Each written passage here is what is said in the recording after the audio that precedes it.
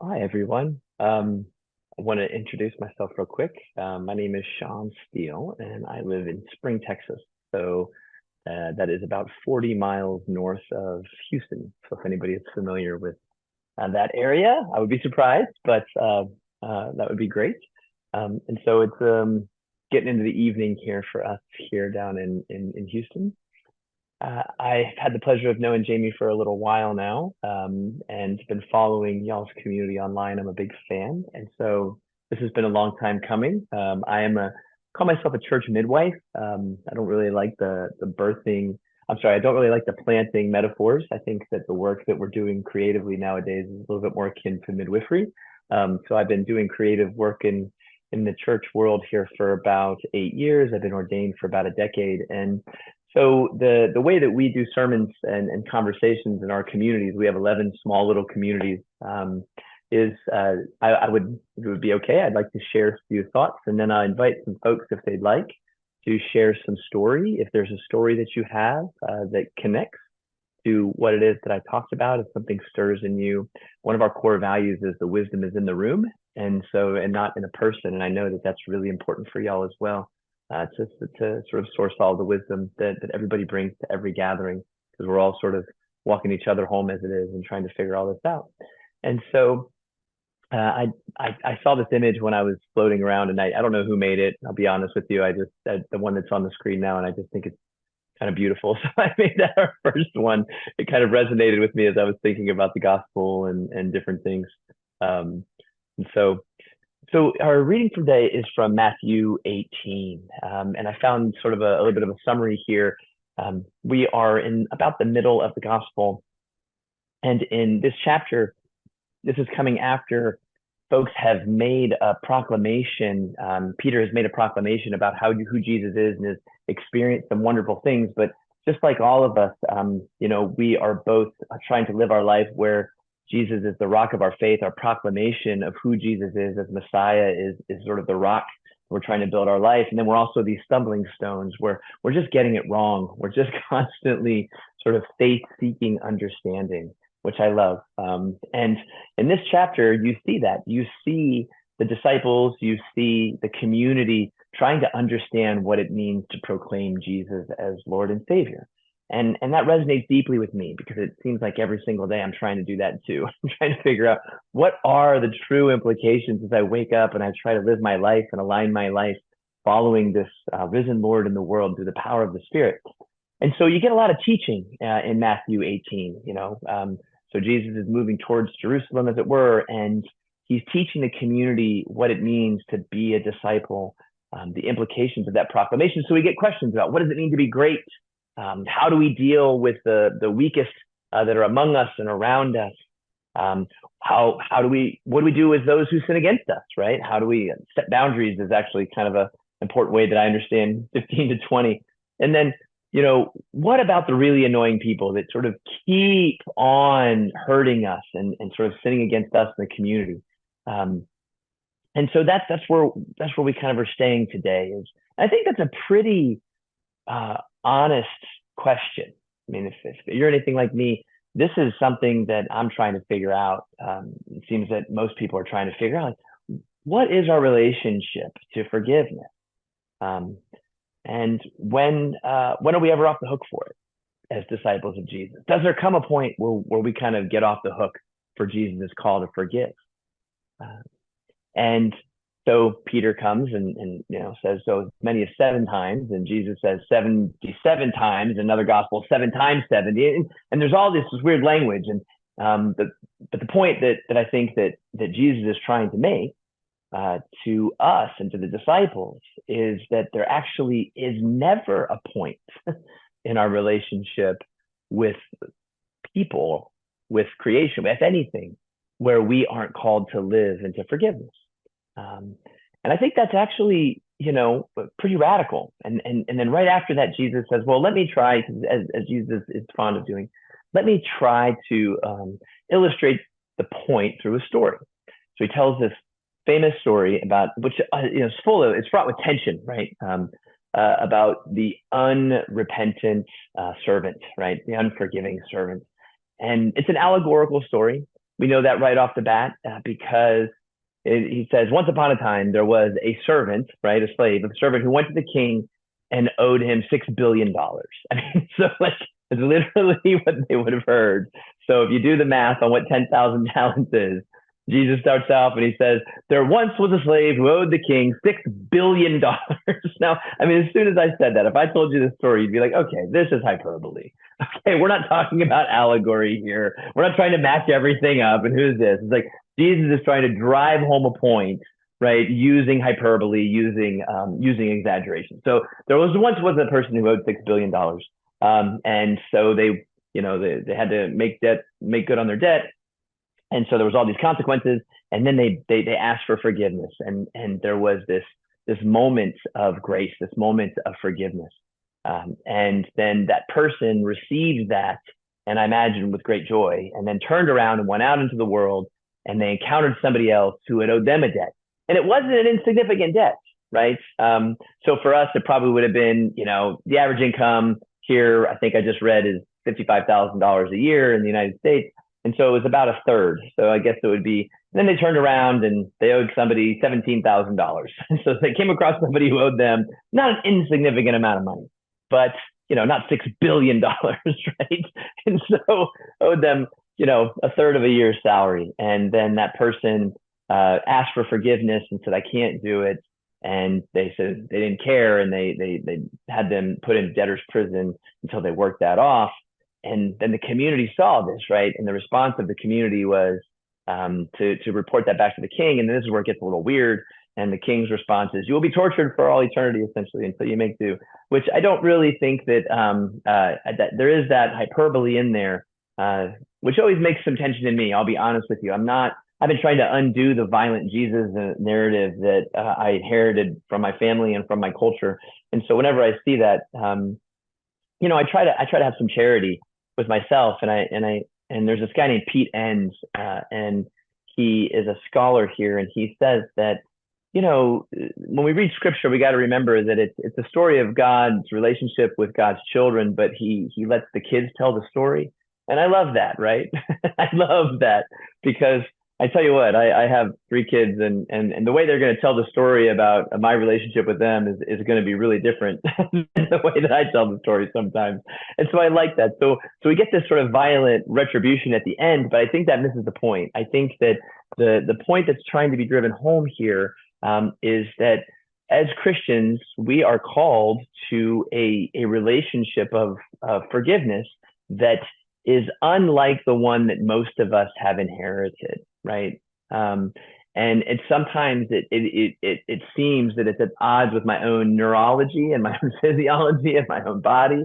And in fact, I think that I've been convinced by the scholars that say that the forgiveness of Jesus is, and these are scholars that wouldn't even be theists, right? These would be just historical religious scholars. They would say that it seems that the teachings of forgiveness from Jesus are quite possibly the most novel and most radical thing that he offered to religion.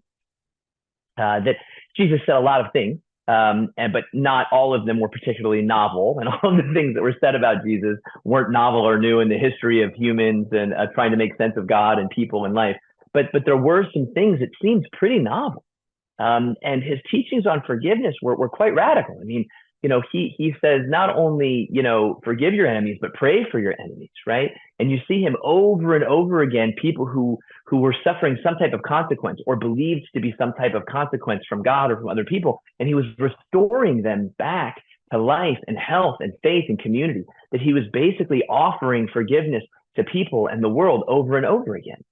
Even on the cross, right? Even on the cross, when he's being brutally murdered, right, and tortured, the story is that he looked upon those that were harming him, and he said, forgive them, for they know not what they do. Never ascribe maliciousness to something that could be explained by ignorance, right?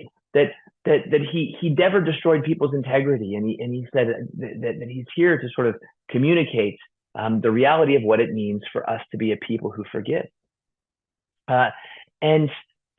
As I was thinking about that, I was praying about that and wondering, like, what is it that I'm going to say about forgiveness for this community that's inspiring? And then I got into like this really weird pattern of thinking as I don't know if you have any other ADHD folks in this community. I'm sure you do. It's a digital community. But my brain started being like, wait a minute. Well, what's the relationship between forgiveness and fairness? I mean, maybe we should talk about that. Or wait a minute. What about forgiveness and mercy? That complicates it, doesn't it? And then there's reconciliation. And what about instances of abuse? Right? Well, then there's subjective forgiveness and there's relational forgiveness. There's interpersonal forgiveness and personal forgiveness. Like, what are the requirements for? I mean, my brain started going over all different types of things. Like, well, what's the role of intent? Does the person have to have remorse? Let me look at the psychological literature on this, right? What about if it's a repeated offense, right? And what about the degree of harm? I mean, that should be something that people should think about, right? And you know what? There are legal considerations when it comes to forgiveness. So, I mean, it's not just as simple as me saying that you are forgiven. I mean, our culture has these legal boundaries. And so we would have to talk about that. And over and over. And I started realizing, like, oh my goodness, this is really hard to talk about, isn't it? This is, I mean, and so we're not going to ever end a conversation figuring out forgiveness. Like, oh yeah, I've got it. I've got the formula. Because here's the thing. Jesus is not offering us, right, one algorithm. He's trying to say that, you know, and this is why I like the allegorical, and I like the hyperbole. I like the way that Jesus teaches his story, right, and the metaphor. Because I think what Jesus is trying to do when it comes to this is he's trying to change the way that we're thinking about things, maybe not necessarily solving every problem.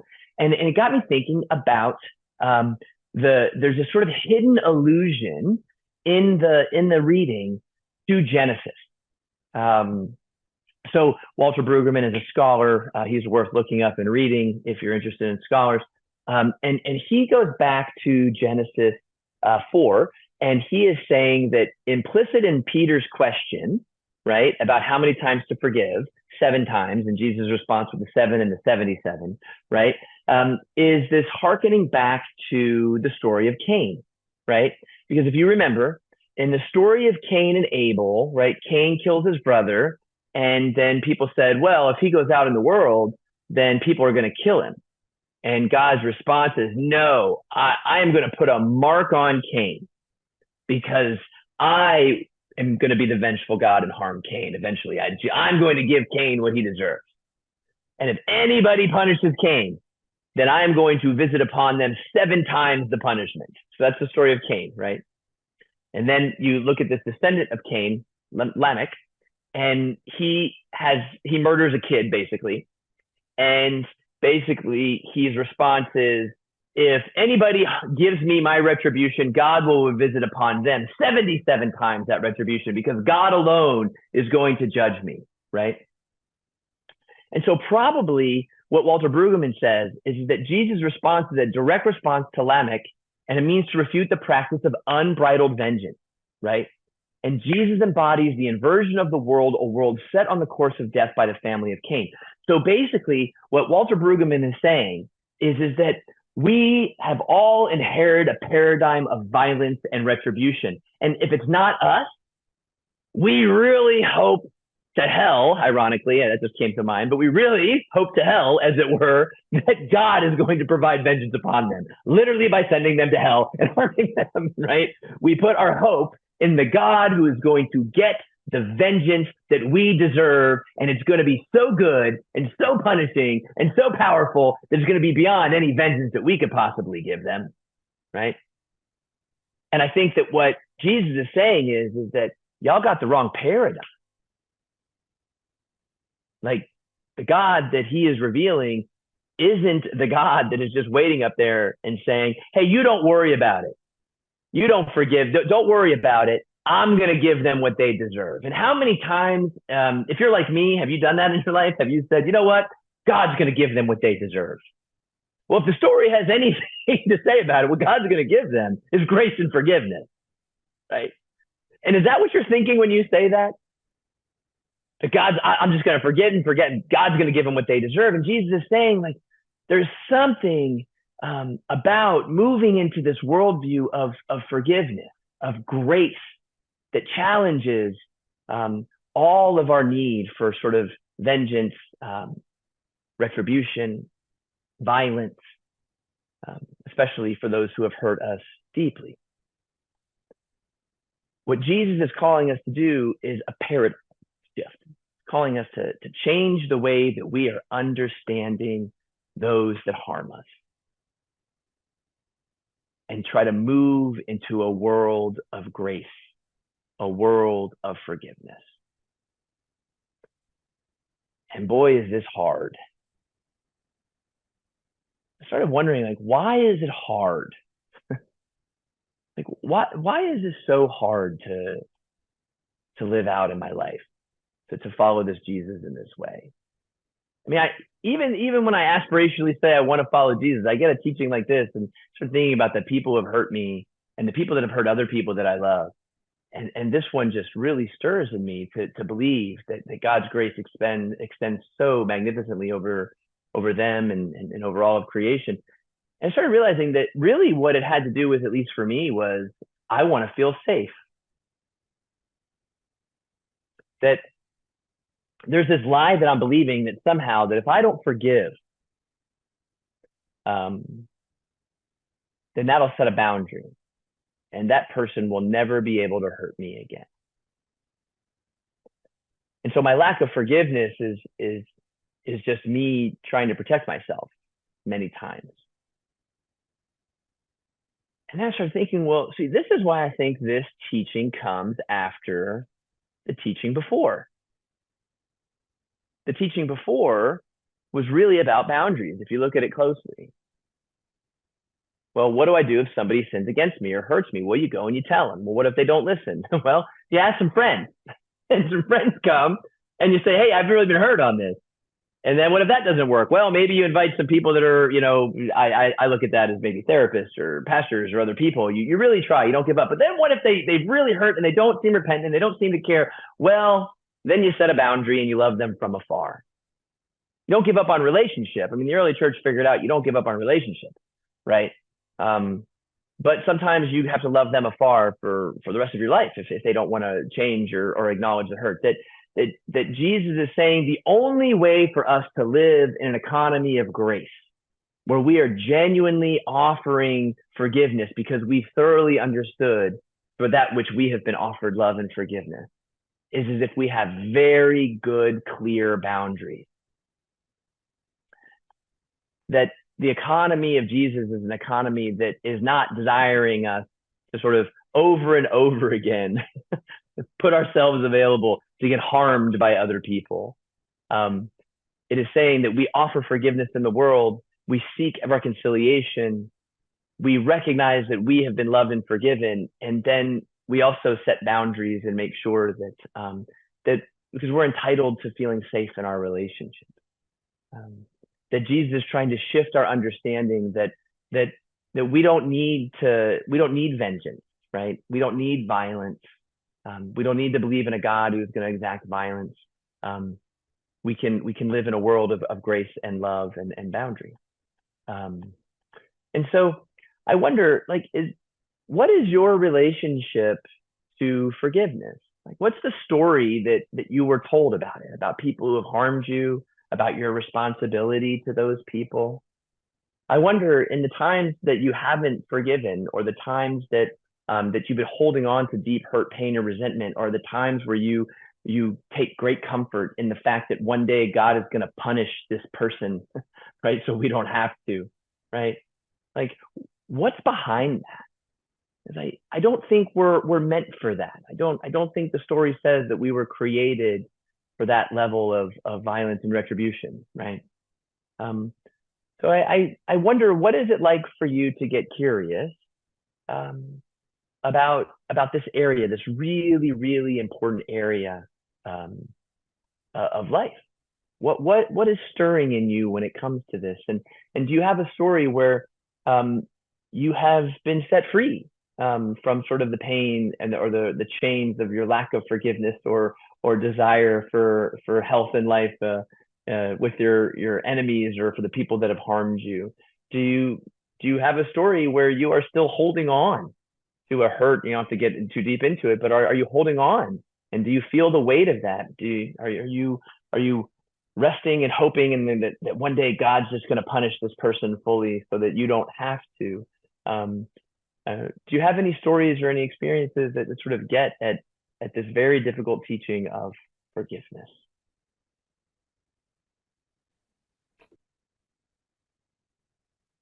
Yeah, it says about, it looks like Mark and Bob and Desley. Somebody's raising their hand. Yeah, it's a story that you may have heard, but I've read a while ago. It was a story of Bill Clinton got to talk to Nelson Mandela after he was released. And one of the poignant questions was Clinton said, "Weren't you angry after 27 years?" And Mandela said, "As I was walking from the prison, yes, I was extremely angry. I'd lost my youth, time with my family, my wife, etc. But then she said, by the time I got to the car, I was able to forgive because I realised if I'd kept that anger, technically I was still in prison." And he was able to go on to help. South Africa is still not perfect, but he helped mend a lot of fences, and I think that's sort of the thing that, as he said, like if you keep that anger, you're still technically in prison. Yes, that's so good. I've heard people say that lack of forgiveness and resentment is like drinking poison and hoping the other person is gonna die. Yeah, I yeah. think that's that's why it's so critical to understand the boundary piece. I think that we can only love our neighbor to the extent that we love ourselves. And the truth is, and let's just be honest, that most of the hurts and the resentments that we've faced are from people that are closest to us. And it's really, really difficult to set boundaries on the people closest to us. And so I think I'll say it again, that's a critical piece to all of this, because I don't think our safety needs are unreasonable. I think it's very reasonable to believe that in relationships we need to know that I can offer grace, I can offer forgiveness, but I also need to know that I have permission to draw boundaries when I need to. I think grace only works well um, if boundaries are in place, or forgiveness does for me.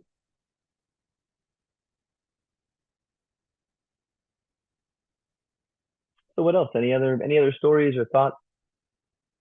Mm, Oh, Leonie, thank you. thank you, Sean. Forgiveness is something, offering forgiveness is something that I have struggled with and done battle with most of my adult life. And it is it, I know I still hold unforgiveness in my heart. It pops up to bite me when I'm least expecting it. And it's only through God's grace and healing that I have managed to forgive to the extent that I have in my Mm. heart, been able to forgive those that I have felt wounding, and it's always been in relationship. It's almost like they're the only ones who can actually wound us to that Sure. unforgiving point. And some days, some days God's grace is strong in my life, and I hold far more forgiveness. And then other days, it's a bit grind your teeth, and it's a yeah.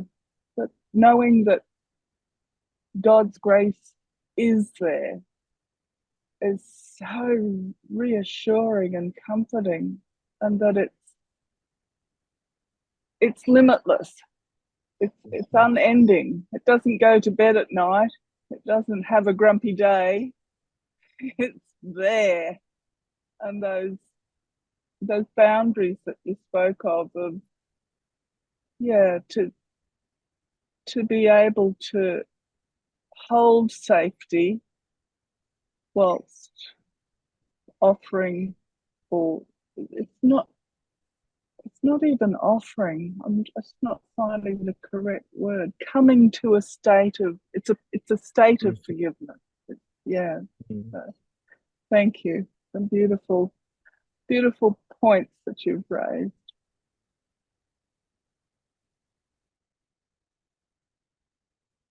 Yeah, I think it's fascinating that in the story, clearly the person who was first forgiven had a lot of hurt in them. I mean, that hyperbole that is used, and hurt people, and we're all hurting. And so I think that's a helpful thing to remember when it comes to that. We have those clear boundaries, and part of, I think, offering grace and forgiveness is recognizing that to some level we're all hurting, and that hurt people. Then doesn't mean you get to keep hurting me, but it also gives me permission to say that that I too am one that hurts and knows what it's like to hurt and be forgiven. And I too am just wanting to hear, "Well done, good and faithful servant." I too am struggling to believe that I am somehow not fundamentally flawed and unworthy of God's love. I too am seeking to eradicate shame and to believe that I'm worthy of love. And now I have to figure out what to do with these bad choices and this harm that I cause. And I think that's why Jesus is saying that as Christians, if we're about the business of going out and proclaiming that we're all worthy of God's love, that nothing separates from the love of God, then really, forgiveness is really what we have. We say that, your actions aren't who you are. There's consequences and there's boundaries, but you are made in the image of God. And so thank you all very much for the time and listening. And I appreciate it. And I think, Jamie, at this point, we just hand it back. How does that work? Amen. We give thanks for Reverend Sean's time with us at Holy Hermits Online, all that we shared in this space together, and ask God's blessings on St. Isidore Episcopal in Texas, sending our love to all who Sean ministers with. God bless.